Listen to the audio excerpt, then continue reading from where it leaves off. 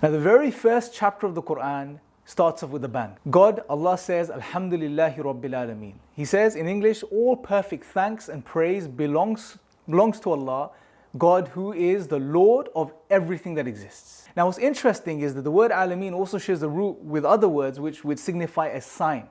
And alam is also a sign that points towards something. One way of understanding this verse is that God is telling us that He is the Lord, and I'll touch upon what the word Lord means here in a second, but He is the Lord of everything that exists, and everything that exists is a sign that points towards Him, points back towards its creator. Now if we reflect upon the universe, everything that exists, and this by the way includes everything, the sun, the moon, the stars, the mountains, the birds, the animals beneath the earth's oceans, on its land, us as human beings, our lives, everything about our lives, all of these things. He is the Lord of everything. Because how can you explain these things without God?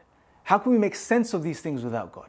Right? And what's very beautiful is that when he says the word Lord, Rabb, it also means not only the Lord, but meaning that He is the maintainer, the sustainer, the provider of everything that exists. Now if we just purely focus on our lives for a second and take that as a case study, us as human beings, our lives, the fact that we came into existence, the fact that we were born, and not only were we born, but we survived and we exist today and we were taken care of, we're provided for. We don't own any of this, we don't earn any of this, it doesn't belong to us, it's given to us. Even our lives are given to us.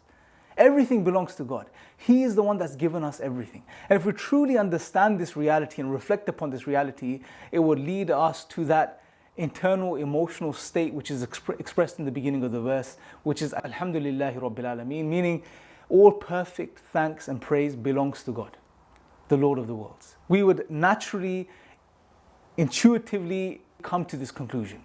It will come out from within us when we truly understand that it's God who is the one that's given us everything we have, not only in our own lives, our lives themselves, but everything in existence around us, the things that we appreciate, the things that we can see, the things we can observe and study and learn about. He is the Lord. He is the provider of all of these things. He is the maintainer of all of these things.